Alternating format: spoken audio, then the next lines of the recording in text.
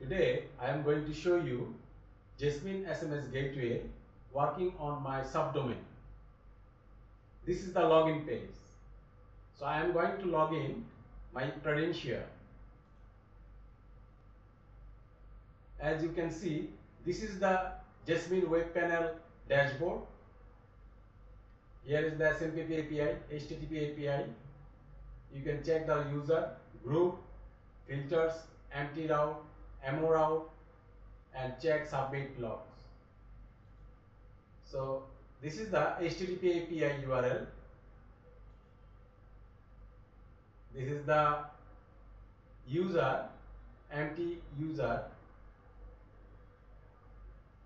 and as you can see, balance SMS sent user under all user. This is the group. This is the filter for MO empty routes, and this is the empty routes. This is the MO routes,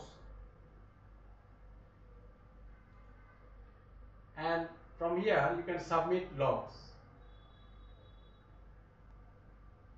If you need any kind of Jasmine SMS Gateway support, hire me.